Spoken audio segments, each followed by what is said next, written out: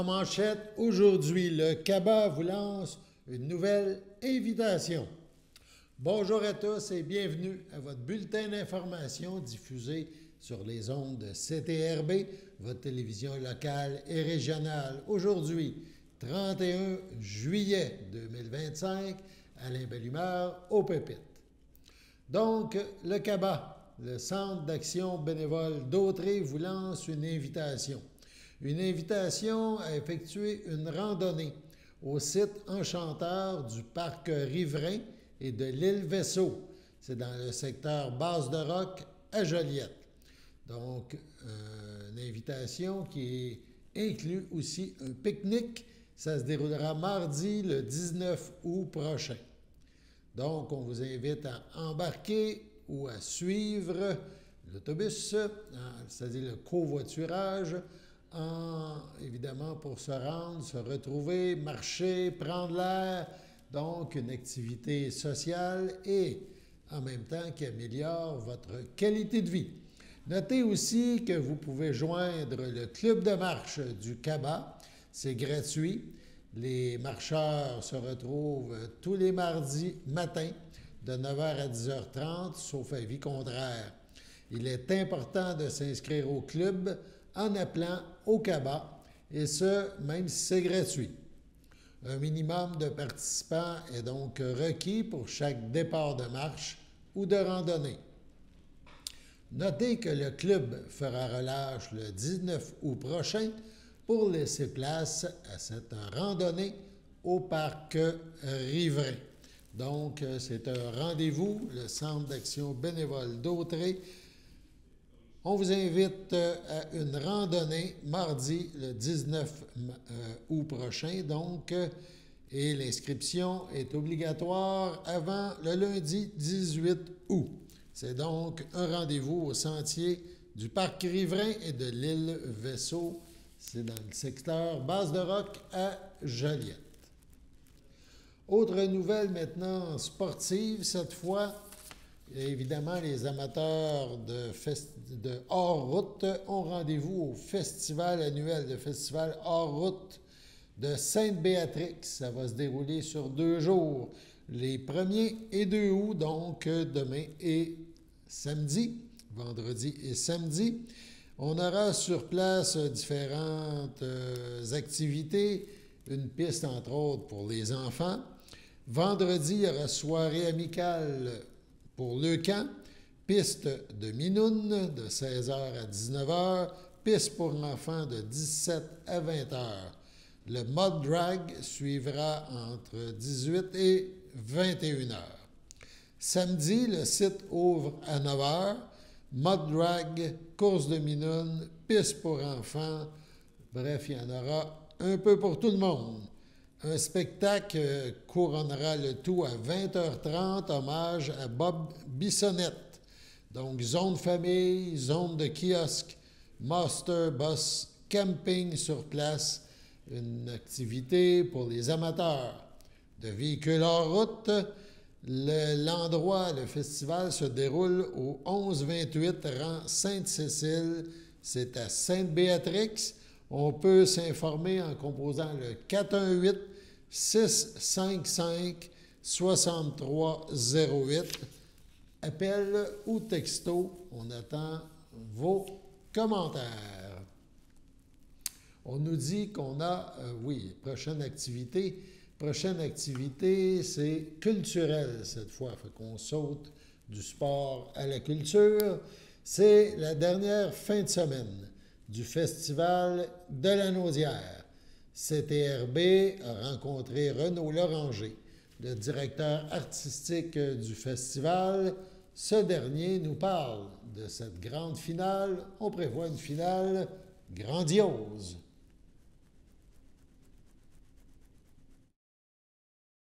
Renaud, on est déjà rendu à la fin. C'est pas drôle. tu dis, Le festival, non, je ris pas. C'est pas drôle. C'est toujours Non, triste c'est un de peu dire triste. de fermer le rideau sur toujours Bien des belles sûr, idées, des belles bien sûr. idées. Et tantôt, tu en parlais avec la 4e fin de semaine. C'est comme une entrée subtile en matière, toujours de Yannick Nézet-Séguin, qui vient toujours par tradition. Maintenant, Bien sûr. tu l'as convaincu à devenir au festival. Ouais. Peux-tu nous parler un petit peu de ce fin de semaine-là? Bien, évidemment, parce que là, c'est vraiment une conclusion en apothéose. Hein. On se souviendra peut-être d'Aïda de Verdi l'été dernier. Et ça fait plusieurs années qu'on travaillait là-dessus avec Yannick, de vraiment lui donner la chance de diriger un opéra chaque été au festival, avant de le faire à New York, avant de le faire au Metropolitan. C'est important, ça. Finalement, on a réussi, parce que j'allais dire finalement, tout ça était prévu évidemment avant la pandémie, sauf que pendant quelques années, ça n'a pas été possible. Ça a même été difficile de retrouver, de reprendre, de renouer le fil de tout ça. On a réussi avec Aïda l'été dernier, et là, on en remet cette année avec Tristan et Isolde de Wagner, en conclusion du festival le 3 août, avec une distribution vocale de classe mondiale, une espèce d'avant-première, donc, du Metropolitan à New York avec Yannick, chez nous, à l'amphithéâtre. Évidemment, c'est incontournable, je n'ai pas besoin de vous le dire. Mais ce qui est passionnant, c'est que dans cette fin de semaine-là, on a aussi le retour de Kent Nagano. Oui, c'est ça qui est... Voilà. C'est une trilogie cette année. Parce que Kent est vraiment un grand ami du festival, évidemment. Bon, ça a été quelqu'un d'extrêmement important dans la musique chez nous, hein, 15 années, 16 années à l'OSM. Et là, de le retrouver ici pour 2 concerts avec l'OSM, c'est très beau, c'est très symbolique aussi. Donc, 3e symphonie de Brahms, 9e symphonie de Schubert, la grande de Schubert, symphonie concertante de Mozart avec 2 jeunes solistes musiciens extraordinaires, Veronica Eberl et Timothy Rideout. Que dire de plus? C'est vraiment la conclusion rêvée pour notre festival cette année. Je vais te poser une question peut-être plus technique, par curiosité. Mais tu sais, l'OSM, ça fait quoi, 2 ans, 3 ans qu'il est avec Pagliari? Même un peu plus. Un peu plus? Parce que, officiellement, on va dire, on a vraiment commencé en 2022, à l'été 22. Sauf que Raphaël, certains se souviendront que Raphaël était venu diriger l'OSM ici même à l'été 2019. Et je pense pas me tromper en disant que c'est le concert qui a scellé... le contrat. Sa venue après ça comme directeur musical. Ma curiosité, je vais t'expliquer ce que tu veux j'en venir. Dans le sens que pour un orchestre, ils sont habitués avec Pagliari, revenir dans un certain sens dans tes pantoufles avec Nagano, mais ça demande quand même une adaptation. Tu sais, je pense que qu'est-ce qui fait la magie de l'OM, c'est vraiment que Yannick est là encore depuis le début. Il l'a forgé à son image et il y a un contrat qui est quand même encore beaucoup prolongé, c'est presque à vie.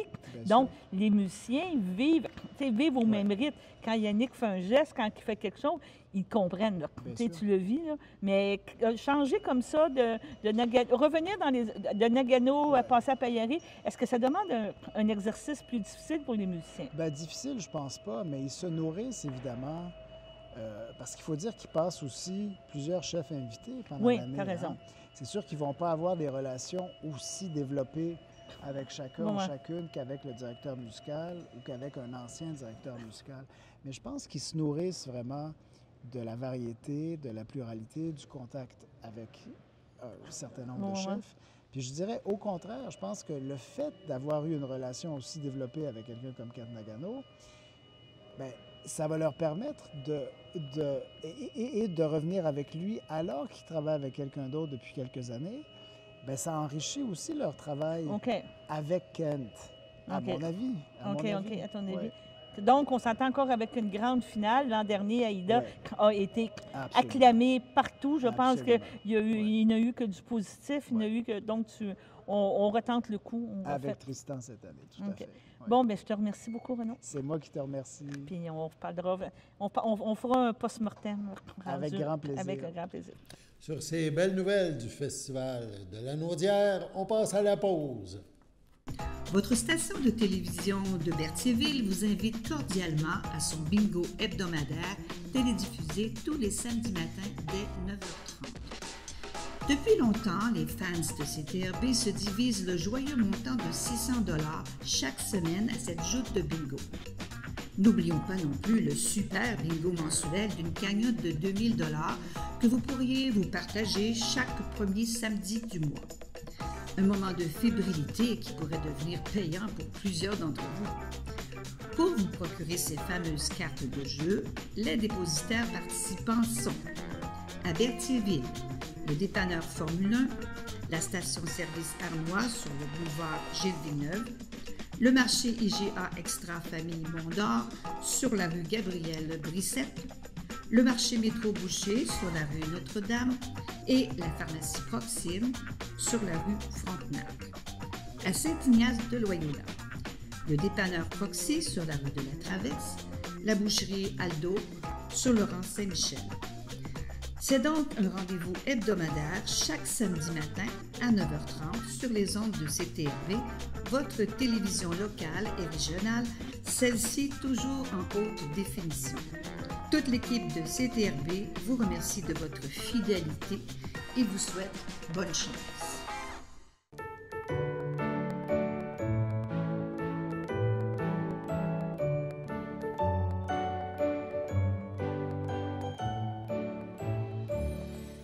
En ce dernier jour du mois de juillet, 2 anniversaires à souligner. Les filles d'Isabelle de Berthier souhaitent bonne fête à Manon Lavallée.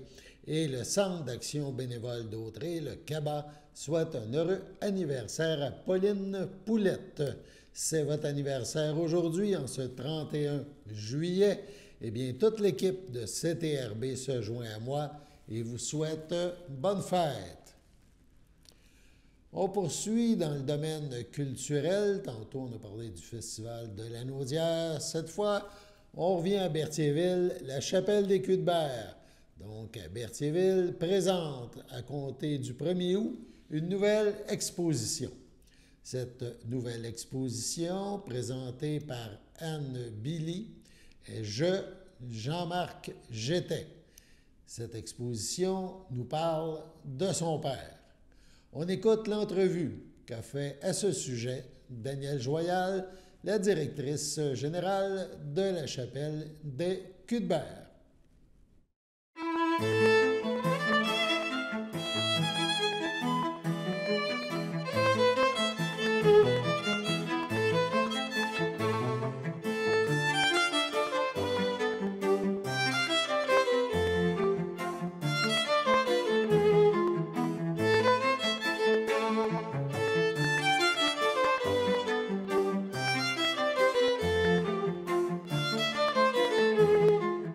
Recevons Anne Billy à la Chapelle, qui est l'artiste qui exposera au mois d'août son exposition « Je, Jean-Marc, j'étais ».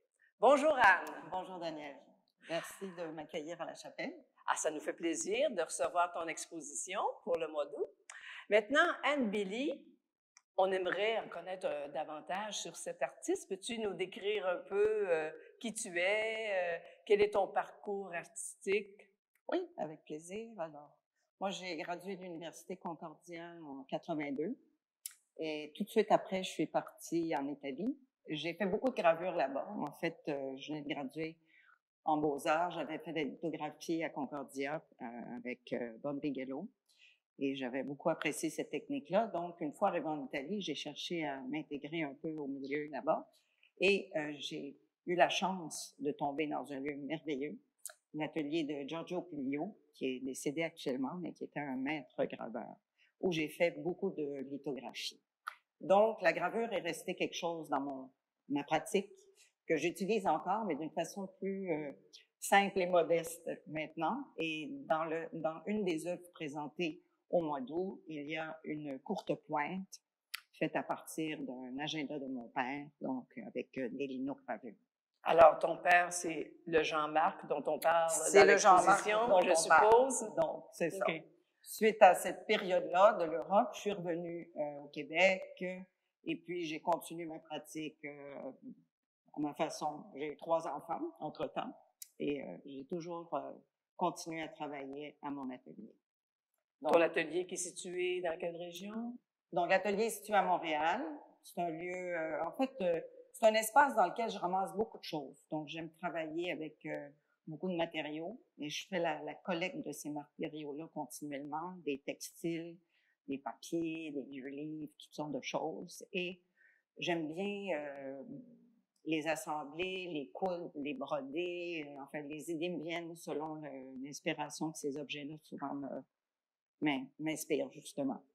Donc, tu travailles avec différents matériaux, ça doit produire des œuvres, une variété d'œuvres différentes aussi. Ben, des œuvres bidimensionnelles, tridimensionnelles, des installations également. Donc, dans l'exposition, il y aura, entre autres, une œuvre qui est faite à partir d'un vieux rouleau à pâte, un petit morceau de bois, un objet récupéré, une petite table d'église, c'est ça. Différents objets. Exactement. Tout ça se métamorphose, disons, en autre chose. Donc, parlons donc un peu de cette exposition-là. D'abord, ça s'appelle « Jean-Marc, j'étais ». Alors, moi, j'étais aidante naturelle de mon père pendant 10 ans. Et c'est ça, pendant ces 10 ans-là, ben, il y avait l'agenda que j'avais instauré, si on peut dire, entre nous pour se comprendre. Mon père était atteint d'Alzheimer, puis c'était toujours un petit peu compliqué là, de s'arrimer au quotidien. Donc, suite à son décès, j'ai recueilli les agendas que je lui avais donnés, les 8 agendas que je lui avais donnés durant les dernières années. Et finalement, j'ai décidé de faire quelque chose avec ça parce que je trouvais que c'était un témoignage du quotidien qui était intéressant. Les petites notes qu'il prenait tous les jours, l'heure qu'il se levait, ce qu'il mangeait. Il calculait son âge en soustrayant et en essayant de compter où est-ce qu'il était rendu dans sa vie. Puis c'est un témoignage assez touchant aussi pour l'orthographe qu'il perdait. Et donc, c'est ça, j'ai décidé de prendre ces agendas-là, de les déconstruire et d'en faire des courtes pointes. J'utilise déjà la courte pointe depuis longtemps dans ma pratique. J'ai fait d'autres œuvres avec des courtes pointes en tissu, dans d'autres contextes. Alors là, l'idée m'est venue avec l'agenda de faire une courte pointe. Et j'ai cousu les pages avec des fils ballants qui évoquent les couleurs de la nature. Comme on parle d'année, c'est un agenda. Je me suis dit, ben, pour rythmer la minutie du travail et la longueur de l'exécution, je vais mettre en couleur les mois de l'année. Donc, quand c'est l'automne, il y a des fils rouges, oranges, jaunes, etc. L'hiver, c'est blanc. Printemps, c'est vert, etc. Donc, ça amène, on va dire, une certaine vibration à l'œuvre. Et mon père, quand il se nomme dans son agenda, il s'appelle Jean-Marc, donc il écrivait toujours « JM va au lit à telle heure », mettons. Il parle de lui à la 3e personne. Donc, à chaque fois qu'il se nomme lui-même dans son agenda, j'ai imprimé une petite gravure de lui sur la page. Donc, il y a des pages où il ne se nomme pas, il y a des pages où il se nomme 3 fois. Donc, les gravures rythment, son portrait, finalement, rythme ce visuel-là, cette courte pointe-là.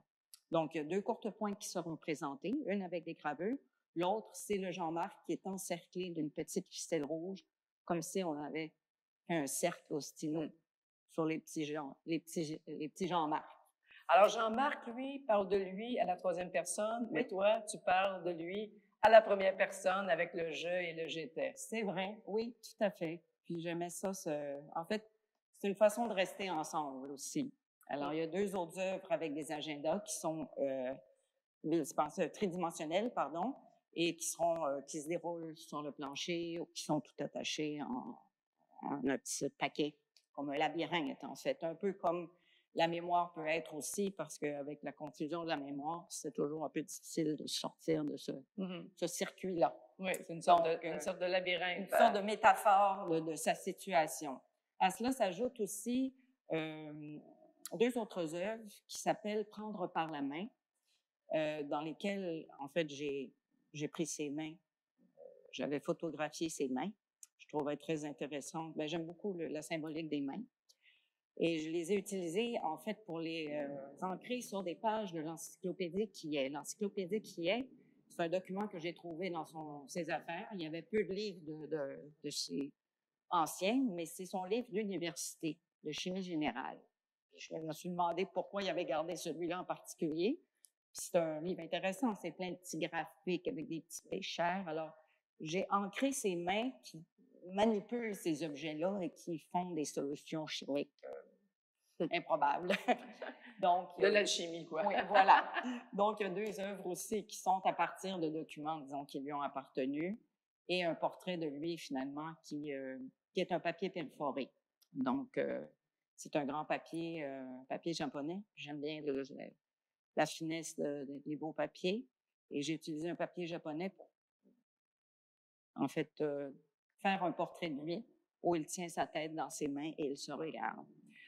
Mais l'exposition qui va être ici à la Chapelle des Cuthbert au mois d'août, c'est Ces trois œuvres-là qui vont être exposées ici. Il y a 4 œuvres d'agenda. Il y a quatre agendas, donc 4 œuvres.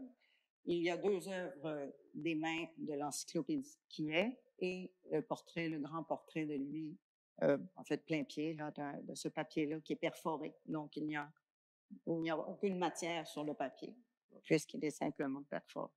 Donc, c'est une œuvre qui rappelle la mémoire, en quelque sorte. Bien, évidemment, l'Alzheimer, c'est l'appel de la mémoire, mais ça vient marquer aussi l'importance de la mémoire. Cette œuvre-là, en tout cas, ce que ça m'inspire comme réflexion, c'est un peu ça, là, tu sais, c'est la mémoire dans notre quotidien. Oui, la mémoire de quelqu'un, la mémoire dans notre quotidien et ce que représente la mémoire. En fait, on la prend pour acquis. Cette mémoire-là, quand elle nous fait pas défaut, mais le mot mémoire évoque beaucoup de choses. La mémoire de quelqu'un, la mémoire des histoires, puis les objets sont symboliques de tout ça aussi. Donc, c'est comme une idée de rassembler tout ça, puis d'en faire un nouveau langage, d'exprimer ça d'une autre façon. Oui, puis en allant chercher aussi, parce qu'évidemment, tu parles de la mémoire de ton père, donc c'est quelque chose de très intime pour toi aussi, je présume. Oui, puis c'est vrai, effectivement, puis ce que j'ai trouvé intéressant aussi, c'est que quand je présente ce travail-là, les gens sont très touchés parce qu'ils sont reliés à ça. Eux aussi ont une mémoire. Eux aussi ont des parents qui peut-être ont été atteints d'Alzheimer ou autre chose, mais il y a beaucoup de choses qui circulent avec ce mot-là. Disons, ce mot-là est porteur pour tout le monde, en fait. Oui, c'est chargé de sens. C'est universel, je dirais presque. Oui. Donc, Anne, tu vas nous présenter ton exposition ici à la Chapelle durant tout le mois d'août et le vernissage va se tenir le 7 août, jeudi 7 août, à compter de 17h, suivi à 18h de nos jeudis 5 à 7 du Cénacle. Toujours une activité très appréciée aussi. Donc, évidemment, de t'entendre parler de ton œuvre, de t'entendre parler de ce devoir de mémoire, si on veut, là, que tu fais là, en exposant les agendas, puis en les ayant remaniés, retravaillés artistiquement. Donc, ça nous donne vraiment le goût de venir découvrir cette œuvre de Anne Billy, qu'on a le plaisir de recevoir. Alors, merci beaucoup, Anne, et puis au plaisir de se revoir.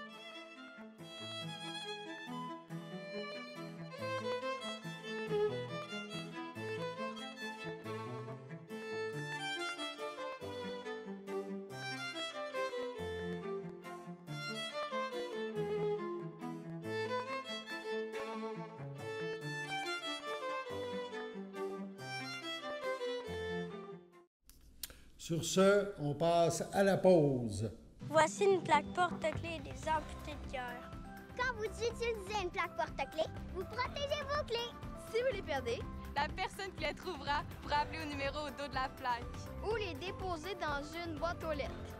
Puis, les amputés de guerre vous retourneront vos clés. Gratuitement! Commandez vos plaques porte-clés aujourd'hui à amputédeguerre.ca. Et améliorer la vie des personnes amputées comme moi. Merci.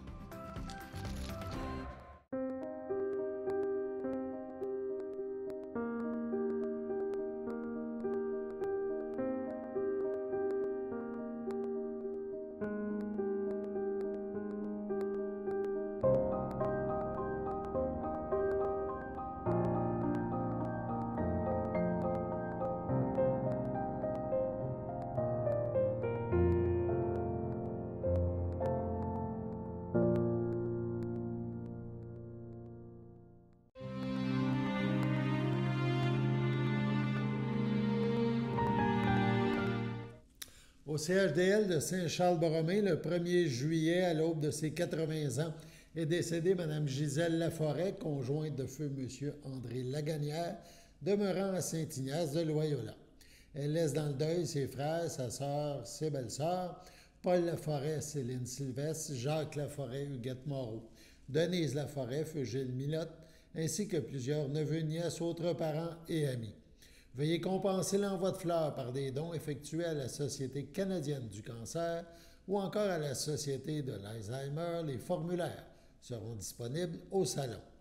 La famille vous accueillera samedi le 2 août dès 11h au complexe funéraire Efterio, 741 rue Notre-Dame à Berthierville. Suivra une liturgie à la chapelle du complexe à 14h. Madame Laforêt sera inhumée au cimetière de Saint-Ignace de Loyola le même jour. Le 21 juillet dernier, à 68 ans, est décédée Mme Marjolaine Ferland, épouse de feu Jean-Guy Lépine, demeurant à Sainte-Élisabeth. Fille de Béatrice Majot et de feu Marcel Ferland, elle laisse dans le deuil, outre sa mère, ses enfants. Marie-Josée, Marc-Olivier Brault, Christian-Julie Lafortune, Élisabeth Jean-Philippe Parent, ses petits-enfants, Maïlis, Océane, Ludovic, François-Xavier, Léa Rose, Élodie, Brigitte, ses anges Jacob, Josiane et Justine, son frère Paul Ferland, Joyce Dupuis, ainsi que plusieurs beaux-frères, belles-sœurs, neveux, nièces, autres parents et amis. La famille tient à remercier le personnel des soins palliatifs du CHSLD de Saint-Jean-de-Mata pour les bons soins prodigués à Mme Ferland. La famille vous accueillera mercredi 6 août 11h au complexe funéraire Thériault, rue Notre-Dame à Berthierville. Suivra une liturgie à la chapelle du complexe à 14h. Au CHC Le Château à Berthier, le 18 juillet, à 73 ans, est décédé M. Gilles Gadoury, époux de Thérèse d'Estrempe, demeurant à Berthierville, autrefois de Saint-Cuthbert. Il laisse dans le deuil, outre son épouse, ses fils Steve, Stéphanie Laporte, Michael, Hugo, Mélanie Beauregard, ses petits-enfants Joanie, Jessica, Samuel, Mathis, Nathan et Océane, ses frères, sœurs, beaux-frères et belles-sœurs, Marcel, Micheline Gravel, René, Louise Paradis, Jacques, Joanne Girard, Denis, Céline Léveillé, Cécile, Yvon Girard, Yvon, Louise Léveillé, Manon, Serge Frenette, Brigitte Gadoury, feu Brigitte Gadoury, Françoise Couty, feu Richard Gadoury, Jacqueline Destrempes, Benoît Lambert, Nicole Destrempes, André Dumontier, Carmen Destrempes, Dominique Fontaine, Daniel Destrempes, Roger Plante, Jean Destrempes, Sylvie Cuérier, feu Cécile Destrempes, feu Jean-Marie Drainville, feu Pierrette Destrempes, feu Denis Masse, feu Gilles Destrempes, feu Francine Aubuchon, ainsi que plusieurs neveux, nièces, autres parents et amis. La famille vous accueillera samedi, le 9 août, à 12h30 en l'église de Saint-Cuthbert. Suivra les funérailles à 11h. Sur ce, on passe à la météo.